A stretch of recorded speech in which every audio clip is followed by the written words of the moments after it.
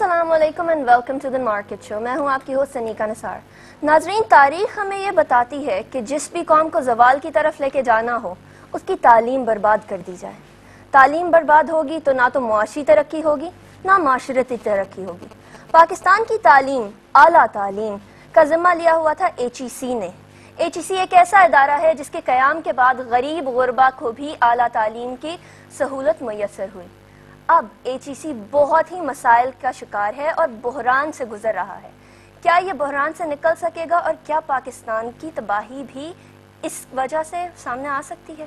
یہ سب جاننے کے لیے آج ہم لوگوں نے اسٹوڈیوز کے اندر دعوت دی ہے جناب ڈاکٹر عطاء الرحمان کو، جو کہ فرسٹ چیئرمین آف HEC ہیں اور بہت سارے تمغات سے ان کو نوازا گیا. السلام علیکم and welcome to the market show. وعلیکم السلام. ڈاکٹر صاحب، سب سے پہلے تو یہ بتائیے کہ HEC ہے کیا اور HEC کے بننے کے بعد پاکستان کی تعلیم کے اندر کیا ڈفرینسز اور چینجز آئیں؟ ہائر ایجوکیشن کمیشن اس لیے بنایا گیا تھا کہ یہ احساس پیدا ہوا تھا کہ اگر ہمیں آگے بڑھنا ہے تو پاکستان کے جو low value added agricultural economy میں ہم پھنسے ہوئے ہیں اس سے تبدیل ہو کے ہمیں ایک نالج اکانومی کی طرف جانا ہے، کیونکہ آج کی دنیا میں آپ کے جو قدرتی وسائل ہیں ان کی اہمیت نہیں رہی. جس کی اہمیت ہے وہ آپ کے جو مین پاور ہے، ہیومن ریسورسز ہیں، کہ وہ کتنے قابل ہیں اور کس حد تک وہ نئی دریافتیں کر سکتے ہیں جس کا امپیکٹ ہو سکتا ہے غربت دور کرنے میں. تو نالج اکانومی کی طرف جانے کے لیے نالج ورکرز کی ضرورت ہوتی ہے اور اس کے لیے ایک پاورفل کمیشن بنائی گئی جو کہ پرائم منسٹر کے تحت کام کرتی ہے. ڈائریکٹلی آٹونومس باڈی ہے، منسٹری آف ایجوکیشن سے کوئی اس کا تعلق نہیں ہے. اور اس میں 18 ممبر جو کمیشن ہے اس میں 2 فیڈرل سیکرٹریز ہیں، 4 صوبوں کے سیکرٹریز کے نمائندے ہیں اور اس کے علاوہ ایمیننٹ ایجوکیشنسٹ ہیں، سٹیزنز ہیں، سینٹ کے ریپرزنٹیٹیوز ہیں، تاکہ ایک آٹونومس باڈی ہو جس پہ کوئی سیاسی دباؤ نہ آ سکے.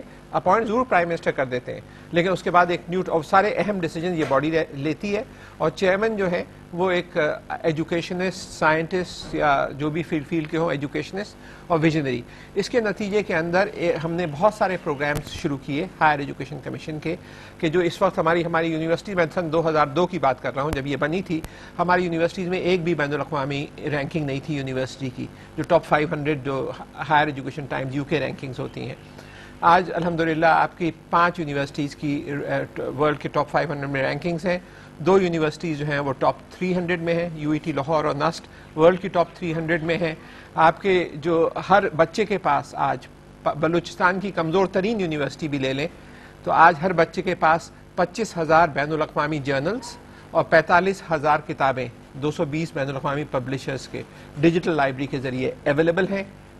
جبکہ آج سے 10 سال پہلے آپ لائبریری جاتی ہیں تو 5-6 بھی لیٹسٹ جرنل نہیں ملتے. ڈاکٹر صاحب یہ بتائیے کہ فنڈز اور ریسورسز کے علاوہ HEC کا اور کیا کام ہے؟ اسکالرشپس اور باہر فارن ایجوکیشن کے اندر HEC کس طرح سے اسٹوڈنٹس کو ہیلپ کرتی ہے؟ ہم نے جو سب سے اہمیت دی بات کی کہ یونیورسٹیز جو ہیں وہ خوبصورت عمارتوں کا نام نہیں ہوتی، خوبصورت دماغوں کا نام ہوتی ہیں. سو دے اباؤٹ بیوٹیفل مائنڈس. تو اس وجہ سے ہم نے کہا کہ اگر آپ میں یونیورسٹی میں سٹینڈرڈز چاہیے تو آپ کو فیکلٹی کی طرف فوکس کرنا پڑے گا. اگر آپ کے پاس ہائی کوالٹی کریٹو فیکلٹی ہوگی، ٹیچرز ہوں گے، اساتذہ ہوں گے تو خود بخود معیار بہتر ہوگا.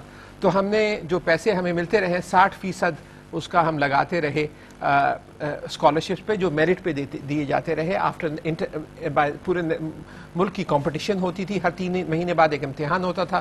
15,000 بچے اپیئر ہوتے تھے، 500 جو شارٹ لسٹ ہو جاتے تھے ان کو فائنل انٹرویو اور سلیکشن ہم باہر سے ٹیمز بلاتے تھے. اگر جرمنی جانا ہے تو جرمنی کے 5 پروفیسرز آئیں گے، وہ انٹرویو کریں گے. گورنمنٹ کا کوئی آدمی نہیں بیٹھے گا تاکہ کسی کی سفارش نہ چلے. تو اس طرح ایک merit base system of scholarship. تو یہ 4,900 5,000 بچے اس وقت باہر PhD کر رہے ہیں اس وقت انڈر دا اسکالرشپ پروگرام. پھر دوسرا فنکشن کوالٹی ایشورنس، کہ کوالٹی آپ معیار جو ہے اس کو بہتر رکھیں اور اس کو ہوموجنائز کریں. کریکولا جو ہیں ورلڈ سٹینڈرڈز کے حساب سے ہوں. انفراسٹرکچر فیسلٹی جس میں library facilities, access to high speed internet, جو مختلف جو ضروریات ہوتی ہیں ایک یونیورسٹی کے اندر، انسٹرومنٹیشن، سوفسٹیکیٹڈ لیبارٹری، سب پہ ایک دھیان دیا گیا اور جس کے نتیجے میں کوئی 600% ریسرچ پبلیکیشن میں 7 سال میں انکریز ہوا, کوئی 1000% سائٹیشنز میں انکریز ہوا. سائٹیشن کا مطلب ہے کتنی بار کام, ہمارے کام کا حوالہ دوسرے لوگ دے رہے ہیں باہر کے, تو 1000% انٹرنیشنل سائٹیشن میں انکریز ہوا. یونیورسٹیز کی تعداد جو تھی سن 2000 میں صرف 57 یونیورسٹیز تھیں, آج 132 پاکستان میں یونیورسٹی نے, کوئی 2.5 گنے کا اضافہ ہوا. انرولمنٹ 1,35,000 تھی صرف سن 2000 میں, آج 4 لاکھ سے بڑھ چکی ہے. 3 گنا اضافہ آپ کے انرولمنٹ کا ہوا. تو ایک ایکسپلوژن, ایک دھماکہ خیز تبدیلی ہوئی, جس کی وجہ سے ہندوستان بھی خاصا پریشان ہو گیا. اور جیسے کہ آپ کو شاید علم ہے کہ ایک آرٹیکل کہ ہندوستان ٹائم میں ایک آرٹیکل آیا, اس کا ہیڈنگ تھی پاک تھریٹ ٹو انڈین سائنس, اور جو نیہا مہتا نے لکھا, اور اس میں انڈین پرائم منسٹر کو پریزنٹیشن ہوئی کہ پاکستان میں اتنی تیزی سے ترقی ہو رہی ہے کہ ہم اگر if you don't wake up then problems ہوں گے. اور اس میں ذکر کیا میرا, اور جو پاکستان میں اعلیٰ تعلیم کے لیے کرنے کی کوشش کر رہا تھا. سو دس has been something fantastic that, اور 3 رپورٹس بین الاقوامی آ چکی ہیں, world bank, USAID, British council, اور دنیا کا ٹاپ جرنل نیچر, جو اس نے 4 اداریے لکھے ہیں اس کے بارے میں کہ یہ دس از دا ماڈل. اور رائل سوسائٹی جو دنیا کی قدیم ترین سائنٹیفک سوسائٹی ہے, اس کے ڈارون اور سر آئزیک نیوٹن بھی ممبرز رہے ہیں, اس نے ایک کتاب نکالی ہے اے نیو گولڈن ایج. اس میں پاکستان کا ذکر کیا ہے کہ تعلیم میں پاکستان اتنی تیزی سے چھلانگیں مار کے آگے جا رہا ہے. It's a model for other developing countries. Doctor صاحب یہ بتائیے کہ اگر ہم لوگوں کے یہاں ایسا HEC کا سسٹم ہے, تو کیا دوسرے ممالک کے اندر بھی ایسی کوئی باڈی ہے جو کہ سینٹرلائزڈ ہو؟ جی بالکل, زیادہ تر ممالک میں سینٹرلائز ہے. جیسے ہندوستان میں یونیورسٹی گرانٹس کمیشن ہے, ایک فیڈرل سیکرٹری اس کو ہیڈ کرتا ہے. برطانیہ میں بھی سینٹرلائزڈ ہے, وہاں جو federal minister of higher education and research ہیں وہ اس کو لک آفٹر کرتے ہیں پورے ملک میں. کوریا میں تو انہوں نے جو ہائر ایجوکیشن کے جو منسٹر ہیں ان کو ڈیپٹی پرائم منسٹر کا درجہ دے دیا ہے. اسی طرح ترکی, ملیشیا, چائنا, دنیا کے اکثر جگہوں پہ سب سینٹرل, کیونکہ کیا وجہ ہے سینٹرلائزیشن کی ضرورت, کیا ہوموجینیٹی آف سٹینڈرڈز کے ایک معیار ایک جیسا ہو. ملک کے جو نیشنل ڈیولپمنٹ پروگرامز ہیں, آپ کے جو قومی ترقیاتی منصوبے ہیں, ان کے ساتھ ہم آہنگی. اگر آپ ہر ایک اپنے اپنے ڈائریکشن میں جائے گا تو گاڑی یوں گھومے گی, آگے نہیں بڑھے گی. تو you have to move forward under a national strategic vision. تو ہر جگہ سینٹرلائز اپروچ ہوتی ہے, یہ نہیں ہوتی کہ آپ اس کو ٹکڑے کر دیں. اور ہندوستان نے تو اسکول لیول پہ بھی سینٹرلائز کر دیا ہے. جو کوٹھاری کمیشن آئی تھی اس کی رپورٹ مڈ 1980s میں, تو اسکول لیول پہ بھی ایک سلیبس, ایک کریکولم, ایک امتحانی نظام اور ایک سٹینڈرڈ پورے ہندوستان میں. حالانکہ دیکھیں کتنی زبانیں بولتے ہیں, کتنے ان کے الگ الگ ڈائیورسٹی ہے, لیکن ایک معیار.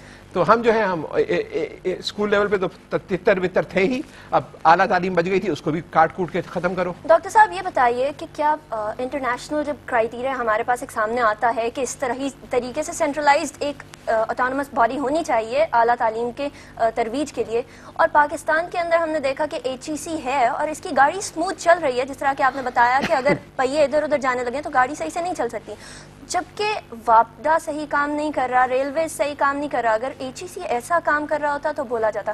کیا وجوہات ہیں کہ گورنمنٹ HEC کو توڑنے کے اوپر آمادہ ہو گئی اتنی آسانی سے؟ یہ جو ہے اس کے پیچھے صرف سیاسی عناصر دکھائی دیتے ہیں.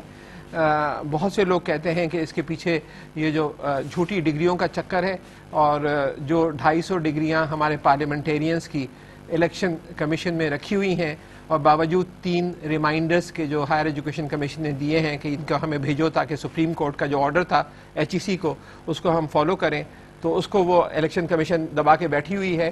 تو میرے خیال سے تو الیکشن کمیشن کی جو چیئرمین ہے ان کے خلاف سپریم کورٹ جو ہے وہ جلد ایکشن لے گا, کیونکہ یہ جو ہے یہ ڈائریکٹ کنٹمپٹ آف کورٹ ہو رہا ہے. تو یہ سارا پولیٹیکل کھیل ہے, اس میں یہ نہیں دیکھا جا رہا کہ ملک تباہ ہو جائے گا یا تعلیم کہاں جائے گی, دیکھا یہ جا رہا ہے کہ ہم کس طرح بچ جائیں.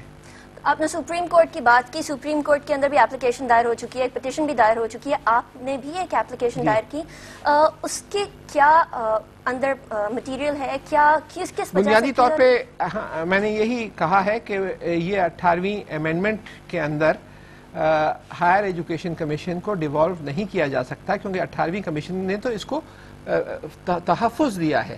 18ویں کمیشن کے اندر 2 ایسے سیکشنز ہیں جو شیڈیول 4 میں, اور 2 آرٹیکلز ہیں جس کے تحت سارے فنکشنز جو ہیں HEC کے ان کو تحفظ دیا ہے، جیسے ریسرچ، جیسے اسکالرشپس، جیسے quality assurance, inter provincial coordination, یہ سارے دیے ہوئے ہیں. اور یہ تو کنکرنٹ لسٹ میں بھی نہیں تھا، یعنی کہ یہ تو کسی نے ایسے ہی بعد میں کوشش کی ہے کہ اس کو، اور پھر جو ریاکشن ہوا ہے، لوگ ایکسپیکٹ نہیں کر رہے تھے کہ اتنا زبردست ریاکشن ہوگا. اس سے ظاہر ہوتا ہے کہ HEC نے کتنا بین الاقوامی اور قومی سطح پہ کام کیا ہے کہ سب کھڑے ہو گئے کہ یہ کیا، کسی اور منسٹری کے لیے ڈیولپ پہ نہیں کھڑے ہوئے، لیکن انہوں نے کہا یہ this is a good thing, why are they chopping it. تو میں نے تو قانونی طور پہ کہا ہے کہ یہ غلطی ہوئی ہے اور اس کو سپریم کورٹ جو ہے اس کو دیکھے، کیونکہ یہ قانونی طور پہ اس کا تحفظ حاصل ہے.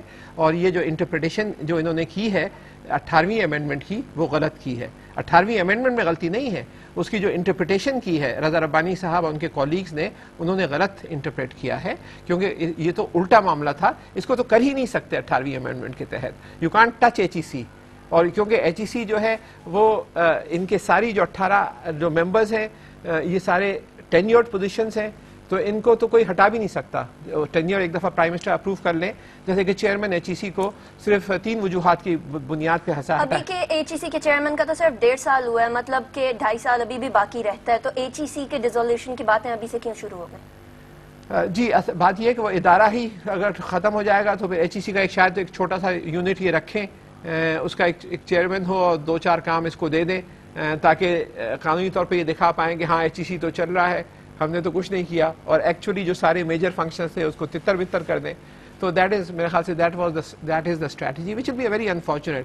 پاکستان میں ہمارے اگر مستقبل ہمارا روشن ہو سکتا ہے تو ہمارے بچوں کی وجہ سے ہو سکتا ہے. آپ کے جو 85 ملین افراد ایسے ہیں جو 19 سال سے کم عمر کے ہیں، کوئی 54% آبادی. That is the future you see of your country. آپ ان کو صحیح طریقے سے تعلیم دیں at all levels, primary, secondary, technical, higher, اور پھر ان کو مواقع دیں تاکہ وہ نئی نئی ایجادات لے کر آئیں اور اس کا امپیکٹ ہو آپ کے سوشیو اکنامک ڈیولپمنٹ پہ. قومیں جو ہیں وہ برجز اور پاور ڈیمز اور پاور ہاؤسز بنانے سے نہیں بنتی، قومیں انسان بنانے سے بنتی ہیں، اور انسان بنتے ہیں تعلیم و تربیت سے.